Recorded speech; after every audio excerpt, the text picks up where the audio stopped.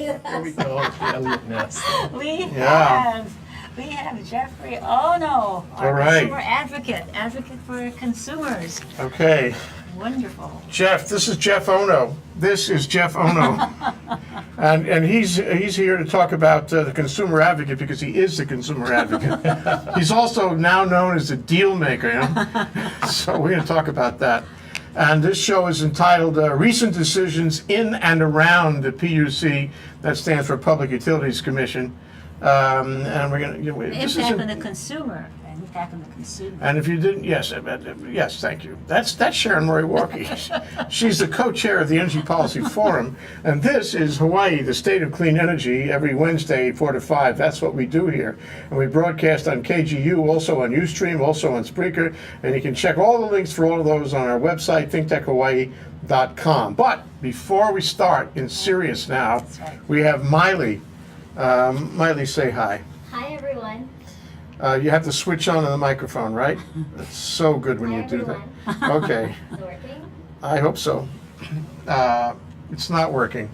So turn the switch on the stand mic, and then you'll get some. Don't mute the stand mic. Never mute the stand mic. Okay. Can you hear me now? Miley. We hear her through your speakers. Okay. Miley, why don't you come over to the table here? Okay. Miley, come sit next to me. Okay, Miley is here. Sit on this. Okay, there it is. So Miley has a report from Hawaii Energy, and she's going to tell us all about the latest and greatest gizmo that Hawaii Energy is doing these days about efficiencies. Yes, actually, just wanted to share with all of you listeners that we have recently redesigned our Hawaii Energy website at www.hawaiienergy.com, and with that, we've improved functionality and our navigation to really create a better user experience for the community in general. So one of the noted things that I wanted to just point out is that when you go to our new website, it's a lot easier for homeowners and businesses to find the rebates and incentives that they're looking for. We actually have a rebate incentive finder that categorizes the rebates by energy efficiency measures. So we're hoping to just make it an easier user experience. It's a sleek new designed by Wall to Wall Studios.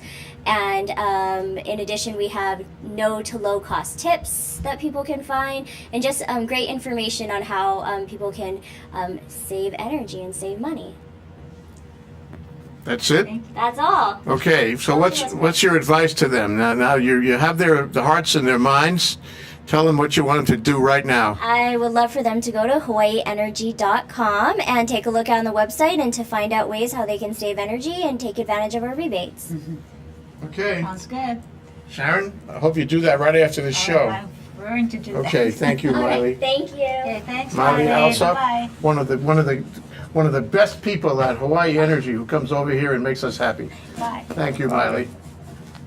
Okay, now down to serious business. Everything we do is serious business. So, this is such an important show, Jeff. Thank you so much for coming down. There have been some really interesting decisions coming down from the PUC.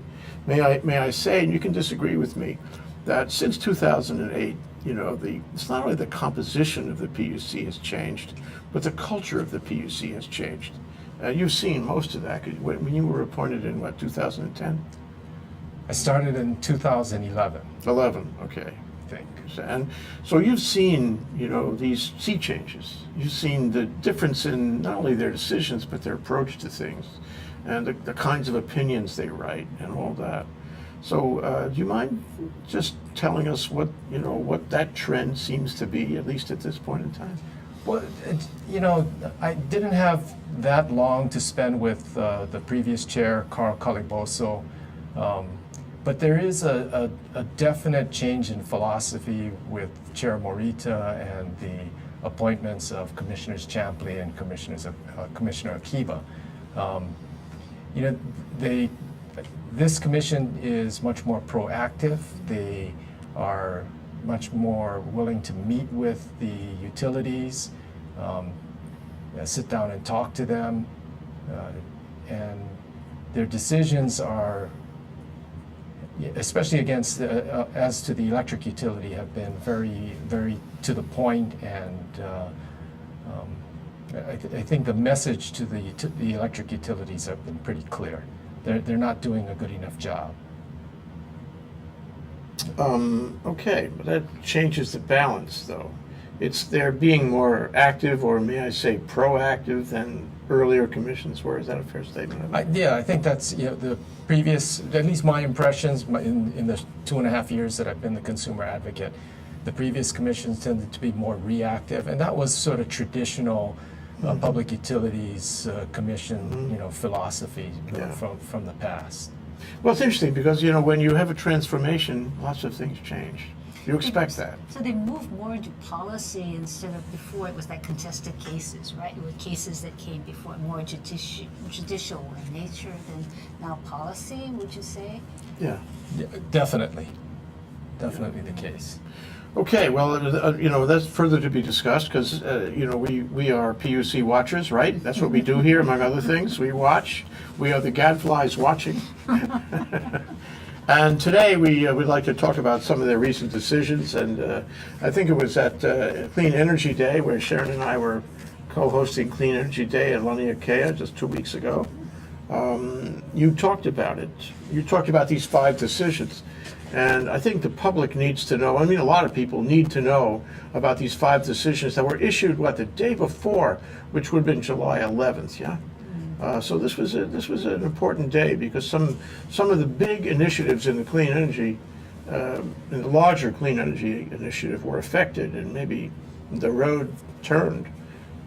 Okay, I'll leave it to you, Jeff. Tell us about the decisions issued on July 11th. Well, I wanted to focus on 3 of those, just 3 of the 5. The first one is an order dated July 11th, and it's entitled "Providing Guidance for Development of the Draft Final Oahu 200 Megawatt Renewable Energy RFP." And the reason that one is important is the draft 200 megawatt renewable energy RFP for Oahu included an undersea cable for either Lanai to Oahu or Maui to Oahu. So it was 200 megawatts of renewable energy that could be from a source on Oahu. It could have been an off-island, off-Oahu's source of renewable energy that included a cable, an undersea transmission cable from either Maui or from the 200 megawatt Lanai wind farm.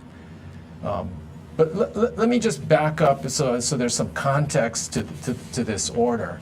And give you just a brief history of that 200 megawatt RFP and how that came about. Before you do that, we need to take a break. Okay. Oh, really? That fast? Yeah, it's 4:17 already. We need to take a break. We We're going just to take a got break here. right now. We just got here. You just got here, I know, but there's plenty of time. We'll be fine. We'll cover this in excruciating detail. That's Jeff Ono. He's a consumer advocate. And the other sound on the other side of Jeff Ono is Sharon Moriwaki, the co-chair of the Energy Policy Forum. I'm Jay Fidell, and this is ThinkTech, Hawaii, the state of clean energy on a given Wednesday. We'll be right back after this break.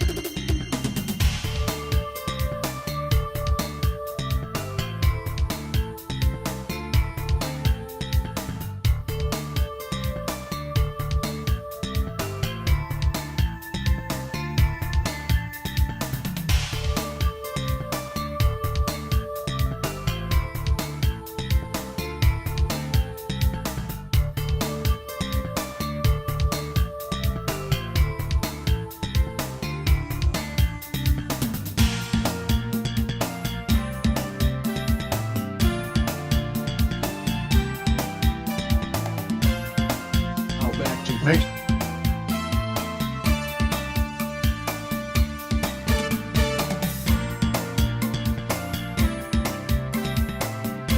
back. We're live. This is J. Fidell, ThinkTech. We're having a radio day. Everything happening here. It's like a bad This is really day. special today. This is Hawaii, the state of clean energy.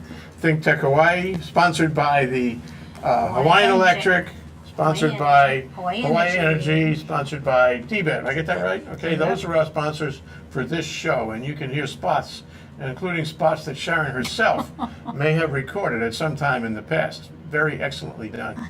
And our guest today is Jeff Ono. He's a consumer advocate, and he is our hero. He As is. consumer advocate. He is. He's the one who protects us. He is. And he's also the deal maker. We'll get to that later. Okay, anyway, before I interrupted you with this break, Jeff, you were leading up to, this, the big RFP decision they made on July 11th. So I wanted to give you some history to the 200 megawatt request for proposal. Back in 2008, there was a 100 megawatt RFP, request for proposal, for renewable energy for Oahu. Out of that RFP came two non-conforming bids. One was by Castle and Cook for 400 megawatts on Lanai. The other one was from First Wind for 400 megawatts from Molokai. In November of 2010, the Public Utilities Commission issued an order that said that those two developers and Hawaiian Electric Company had 4 months to issue a term sheet. And if there was no term sheet, then the projects would not be accepted. In March of 2011, Castle and Cook and Hawaiian Electric came forward with a term sheet for 200 megawatts of wind from Lanai at 13 cents a kilowatt hour for the wind project. First Wind did not submit a term sheet. Hawaiian Electric did not submit a term sheet for First Wind. Instead, what happened was Castle and Cook attempted or suggested that to the commission that they could assign 200 megawatts of the original 400 megawatts that they had proposed to a Molokai project. The commission rejected that notion and said, no, we're not going to allow, you had no assignable right, and rejected that, and instead instructed Hawaiian Electric to open a new 200 megawatt RFP. And so that's where we were. So Hawaiian Electric Company had drafted a 200 megawatt request for proposal for Oahu renewable energy.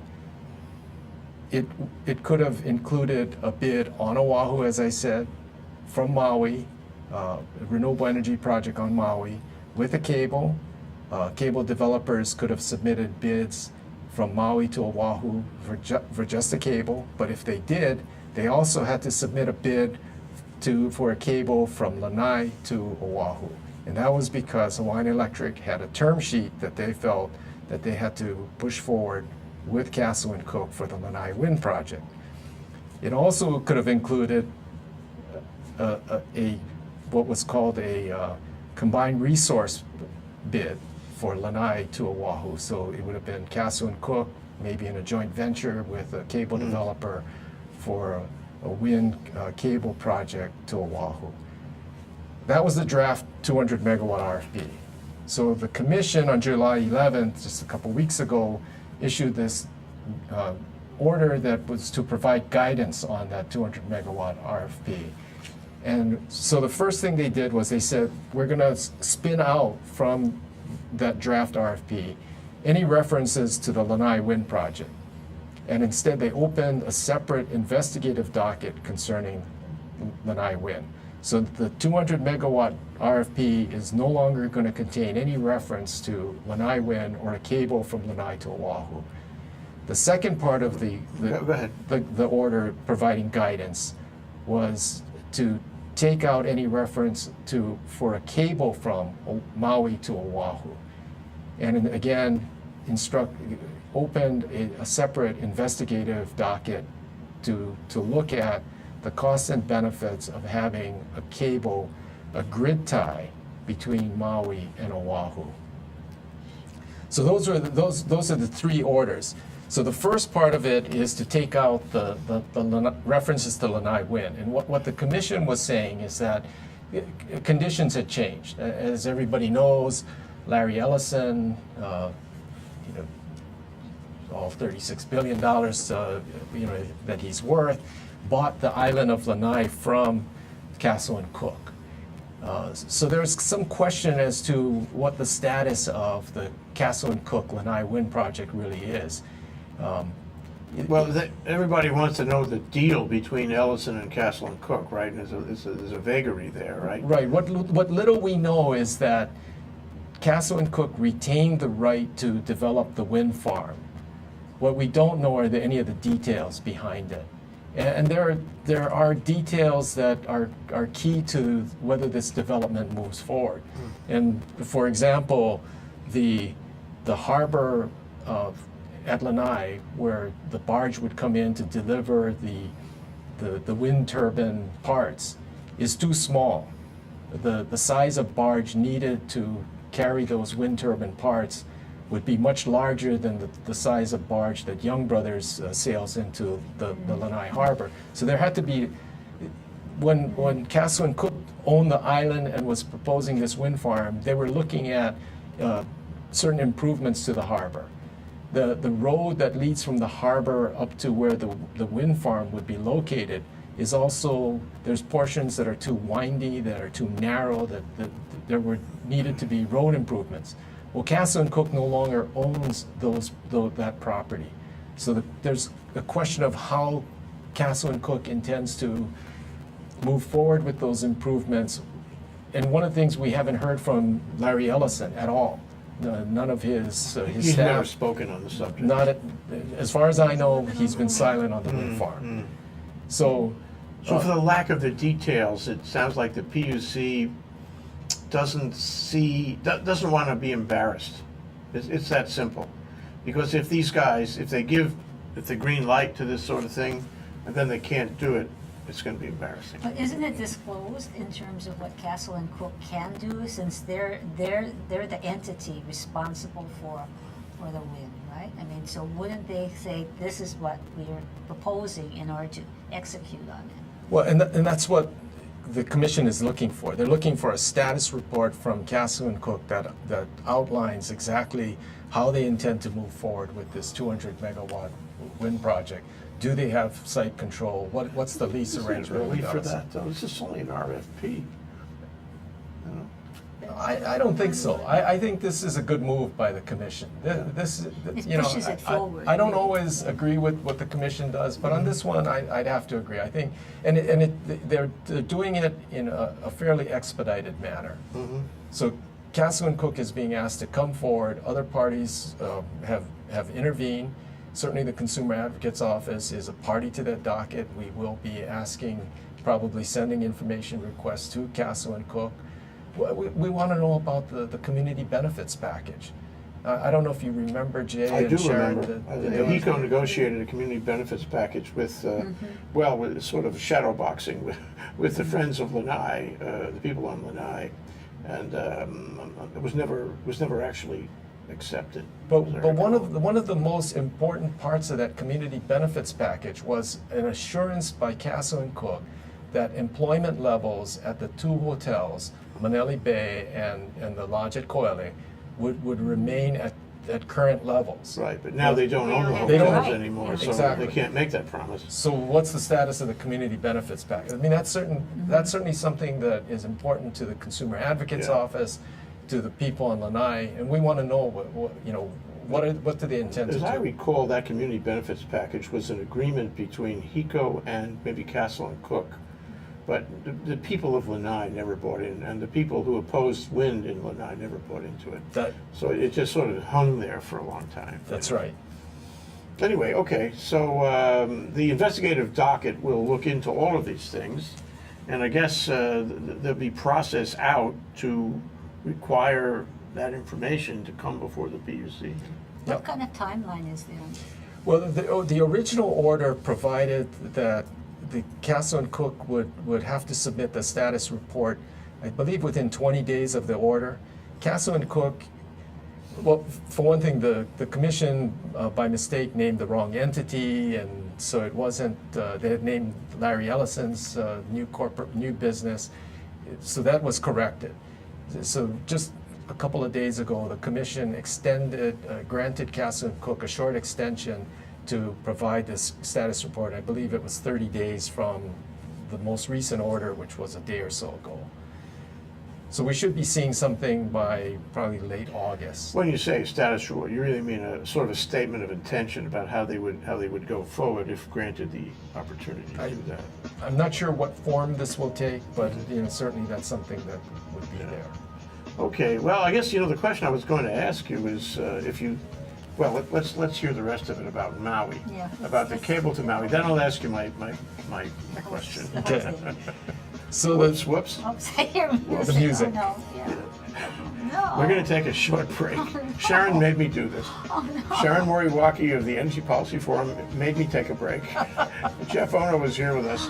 He's a consumer advocate, and we're talking about the recent decisions in and around the PUC about renewable energy. A very interesting moment in the history of our We're going to initiative. get right into it. Well, I'm going to keep everybody hanging by their fingernails, okay? This is Hawaii, the State of Clean Energy, our Wednesday program, supported by Hawaiian Electric Company and DBED, and Hawaii Energy. We'll be right back after this break.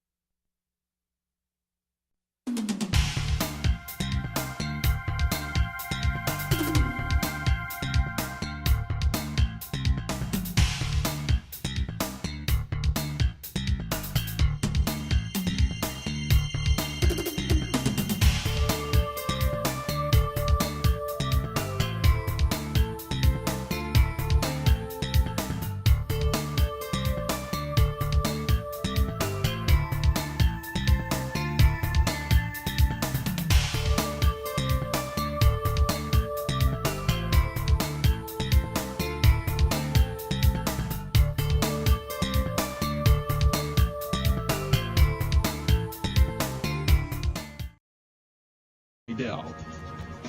We're back. We're live. It's Wednesday. It's Energy Day. Hawaii, the State of Clean Energy, with Sharon Moriwaki of the Energy Policy Forum and Jeff Ono, the consumer advocate of the state of Hawaii. I'm going to take a moment. Jeff is ready to tell you And we want to about hear these from Jeff. orders, and they're very important. But we're going to take a moment anyway to hear from Ben Sullivan, because Ben Sullivan has been waiting on the line, and we want to talk to Ben Sullivan about his program that he's doing. The KRUC is doing, I think it's August 15th. Am I right, Ben? You are, Jay. Thank you for the opportunity to call in. So it's actually Kauai Economic Development Board who hosts the annual energy conference over here on Kauai. And it is all day on August 15th, and we're looking forward to a lot of people joining us over here for a really great conversation on energy transformation on Kauai. The theme of the conference this year is After Oil, Managing the Transformation. So if I'm here in Oahu, why do I care? Why do you care? Well, we're the only cooperative utility in the state, and there's a lot of really unique and interesting opportunities that are popping up over on Kauai. Just the same as unique things are happening on Maui and Hawaii Island as well. And I think we can all learn a lot from each other. So the reason to come over here is to learn a little bit about what are the challenges and opportunities we're facing, and share with the group over here about what's possible. Well, you have a tremendous lineup, because you and I talked about this a few days ago, and I wonder if you could give at least some of the lineup of speakers that you're going to have at this program, what they're going to talk about. I know, for example, we're talking today about the PUC. You have the whole PUC coming over there. That is really something. That's correct. Yeah, we're very excited about that. Each of the PUC commissioners has really been generous with their time, and they're all participating in separate panel discussions. One of the discussions is going to be on the issue of photovoltaics on the grid, and the challenges and benefits associated with managing high penetration PV. KIUC expects to have a really high percentage of photovoltaics powering the grid within a couple of years. Upwards, well over 50% of the energy in the daytime will be from photovoltaics, and so there's going to be some real need to manage that and to deal with that. That's going to be discussed at the conference. Another panel with Chair Morita that's going to be on there, as well as some other really great speakers, is talking about transforming Kauai's energy sector and really looking at looking beyond just renewable projects and saying, how is the whole system going to be different? How is the business model going to be different? How do all these things have to be looked at in order for us to really continue to aggressively pursue a clean energy future? So excited about that. And then Commissioner Akiba is actually going to participate in a panel on energy efficiency, and so we're real excited to hear what she has to say, along with others. So yes, all around, Jay, we expect it's going to be a really wonderful conference. We'd love to see people from Oahu make it over here and share and contribute and listen and whatever else and have a good time. So that's the pitch. Sounds very, very high level, and I'm sure you'll cover important statewide issues, not just Kauai. So tell us, how can we sign up? The best way to do it is to go to the Kauai Economic Development Board's website, which is at kedb.com, and then you'll see a link to the conference over on the right side of the page there. And they have a registration form you can get to, as well as more information about the event. So pretty simple thing to do, and we look forward to seeing everyone there. Okay, Ben. That's Ben Sullivan of the Kauai Economic Development. What are you now, Ben?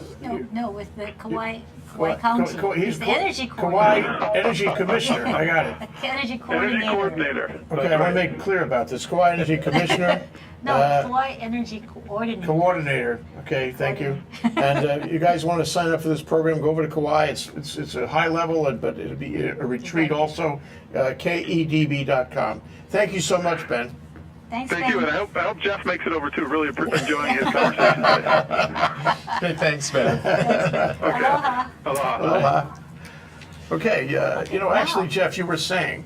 So I was saying, He forgot. Let's get into Jeff's. are we talking about KIUC? No, that's later. So the second part of the Maui, the RFP concerned the Maui to Oahu cable. The commission, as I said before, suggested that all references to a Maui to Oahu grid tie undersea transmission cable should be taken out of that 200 megawatt RFP. And so what the commission said was that we want to look at it separately. For one thing, we want the 200 megawatt RFP to be fairly simple and concise, so that when we get bids, we can compare bids a little, otherwise we're going to be looking at a project on Maui, a project on Lanai, and then try to compare cost of the cable between the Maui and Oahu, Lanai and Oahu. How do we do that? So this was an excellent idea by the commission to spin off these portions of the RFP to simplify the 200 megawatt RFP. So, but one of the things they did was to open an investigative docket concerning the Maui to Oahu connection. And they want to have the, interested parties, stakeholders, developers offer their comments on a cost-benefit analysis in interconnecting the grids. We can get bids and we can know what it's going to cost to do an undersea cable, to do an interconnection on Oahu, on Maui, to put a renewable energy wind or solar project on Maui. But there are certain benefits that are very difficult to quantify. When you tie two grids together, there are benefits that are not quite apparent from than just providing electricity. We're displacing a certain amount of oil, so what's that worth? How much oil are we really displacing? So some of the things that we're gonna be involved in the Consumer Advocate's Office. We've already retained 2 consultants to assist us, but we're going to be looking at with a grid tie between Maui and Oahu, can we reduce the aggregate reserves on either island? And this is the amount of reserve that both utilities, Maui Electric Reserves and Hawaiian Electric, of fuel. reserves of generating capacity. Okay. So there's spinning reserve, Spinning reserve, yeah. and then there's reserve to keep reliability, to make sure that the system is reliable. Yes. So that if we should, for whatever reason, in an emergency situation, lose the largest generating unit on Oahu, that's the AES coal plant, 185 megawatts of energy, that can be immediately replaced. So we need to have that in reserve, spinning reserve, ready to replace that. Same on Maui. So if we have a grid tie, if we have the 2 islands connected, can we effectively reduce those types of reserves on each island so that our costs go down and fuel costs will go down? Yeah, that's an important question. A very technical one, though. So that's why you need a consultant. Yeah. Exactly. Yeah. Another thing we're going to look at is can Maui Electric and Hawaiian Electric both retire some of these old oil-fired steam generators sooner with a grid tie. Right now, with the integrated resource planning docket, we know that at least Hawaiian Electric was planning to retire some of the units on Oahu. Honolulu 8-9, Waiau 3 and 4, we're slated for retirement in the next few years. Honolulu 8-9, we're going to be retired next year. Same with Kahului, Maui Electric. We know from the integrated resource planning docket that there was a plan to retire some of the steam generators at the Kahului plant.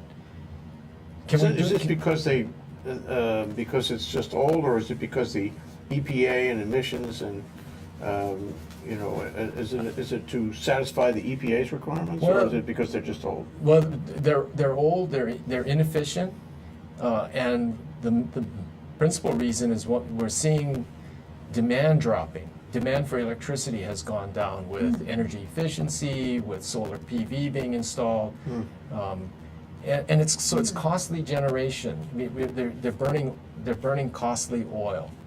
So can we replace that with? Some of it we don't even need to replace because load is dropping, demand is dropping. But to the extent that we can replace it with less expensive wind or other generating sources, more efficient generators, we need to start to do that. These are really important issues, technological issues, and without having the answers, it's really hard to It's very plan. difficult, but we're certainly going to look at that. Can we get a quicker retirements of some of these steam generators with the grid tie? The other thing we're going to look at, and also very important, reducing curtailment. If we have a grid tie between Oahu and Maui, can we effectively reduce the amount of curtailment of, especially the wind farms on Maui that are being curtailed right now? You have more energy to use if you can just connect Well, them. the interesting thing, though, at the end of the day, wind is non-firm.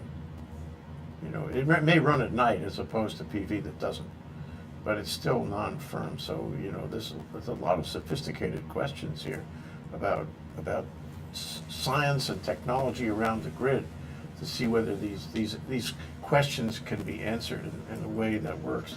So it's going to take a while for these guys to do their survey. Oh, no, Oh, again, gee. we're being cut off. We're really, This we're is really in bad. great company. You'll have to come back, okay? We didn't even have get more to the time other with decisions. Jeff after this break. That's There's Jeff so much Ono, the more. consumer advocate. There's so much and the more. protest is coming from Sharon Moriwaki. We'll be right back after the break.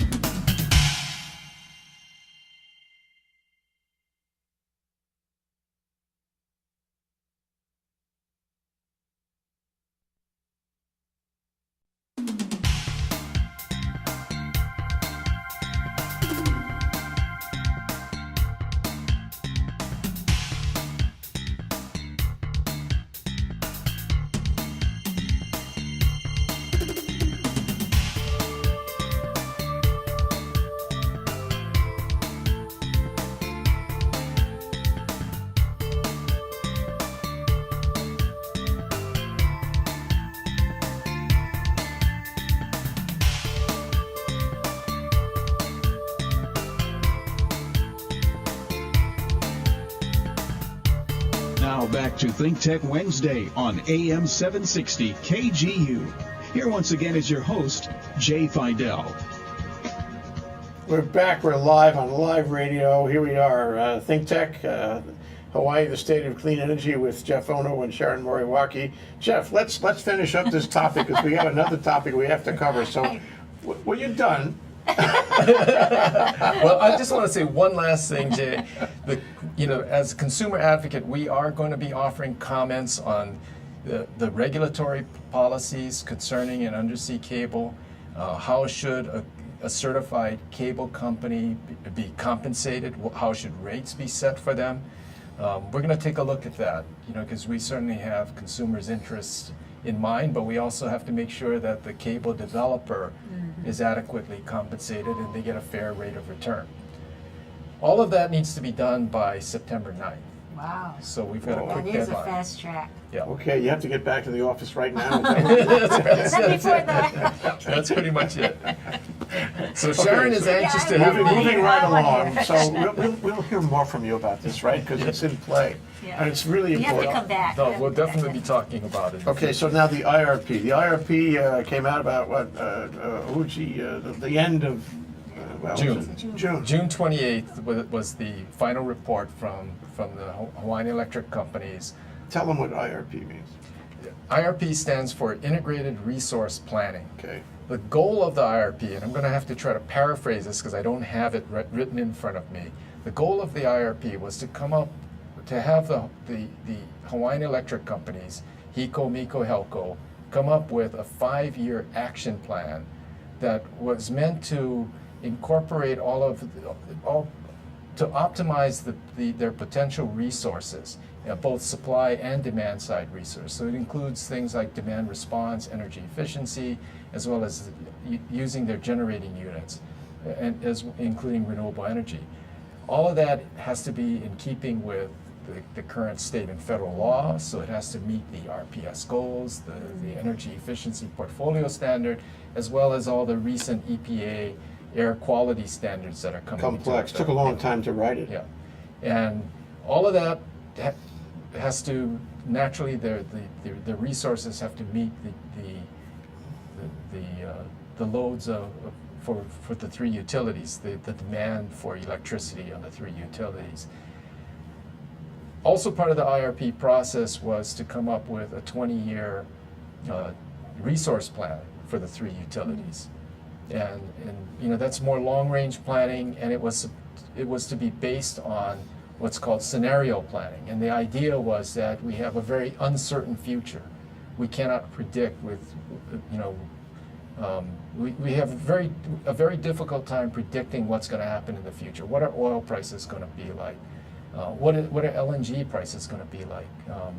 So the idea was to create different scenarios so that these plans, the resource plans, can be flexible enough to meet these uncertain, or when things become more certain, we can be flexible and we can move to another plan if needed.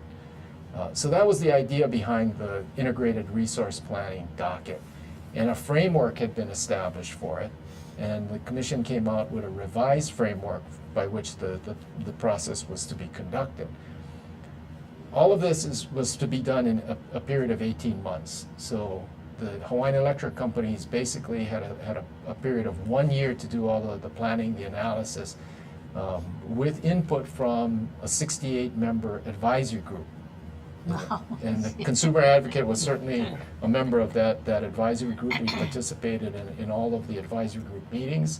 It included environmental groups. It included all of the affected islands, people from. Is it too big?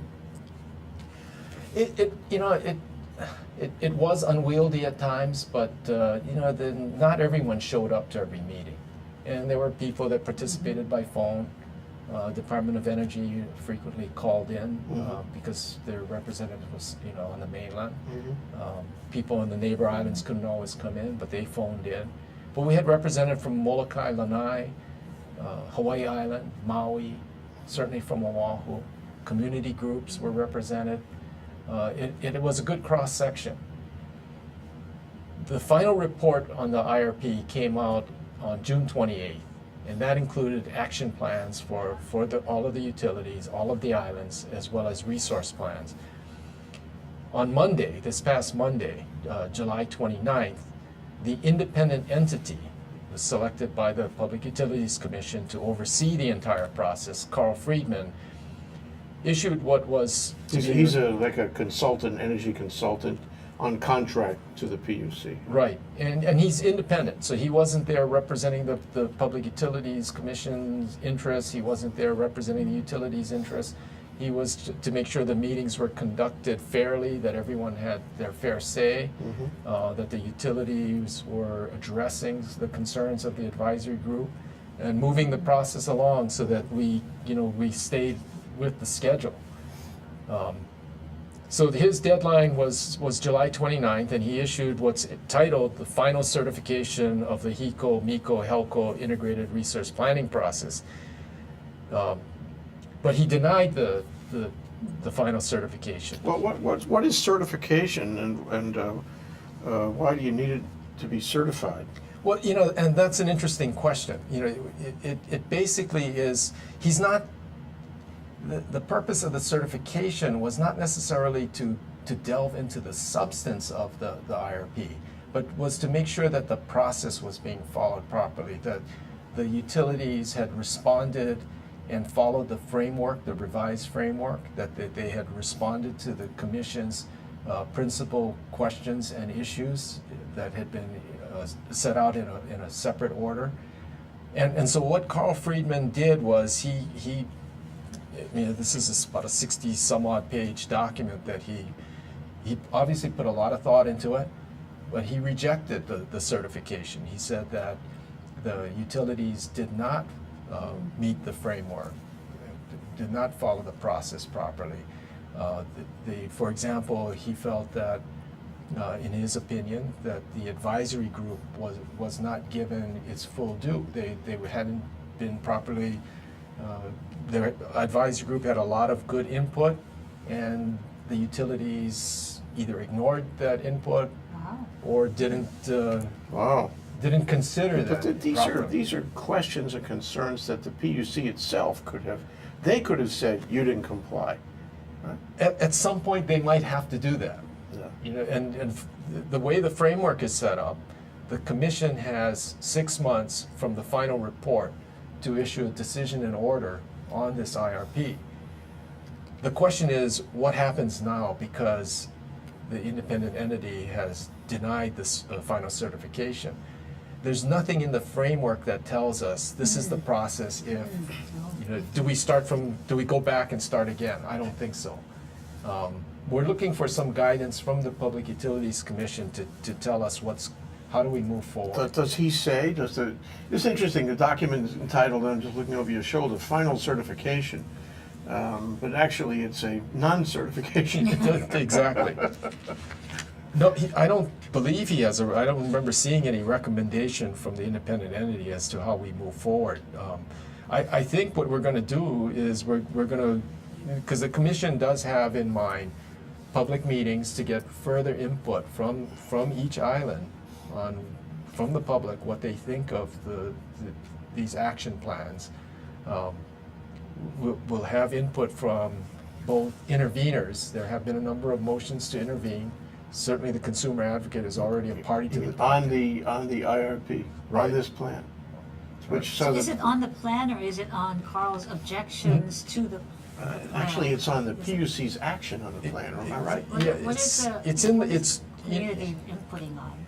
Well, first the question of motions to intervene. The motions to intervene were filed before this final certification come out, or the non-certification, and it's to intervene in the docket.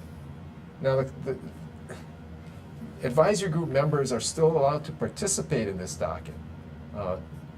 I think being an intervener, my opinion is that it takes you to a little higher level of participation. If you're going to intervene in this docket, you better know the administrative rules. You're going to file things on time, and we're not looking for your off-the-cuff opinions. We want to see careful analysis from the interveners. Advisory group members, I think they're free to issue whatever comments they feel are important. Bottom line, it's really a mystery as to exactly what's going to happen now. The PUC is going to have to decide what to do with this certification, which is a denial of certification. And one thing is we shouldn't get caught up in it, but what it shows to me is that we all have to be experts. The whole state has to learn about utilities law. Can you imagine having this conversation 10 or 20 years ago? Nobody would know what you're talking about, but now we all have to know. We have to know what's going on. This is a collective decision. This is democracy in all its tumult. And we are reinventing our system, so we all better participate, and we all better know what's going on. So what is the next step, though? I'd like to know what is the You next probably don't have time to ask. Oh, no. We're about to go away from the air.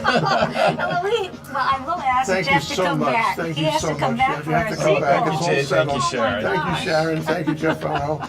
We'll be back tomorrow with more on ThinkTech. Aloha. Oh, my gosh.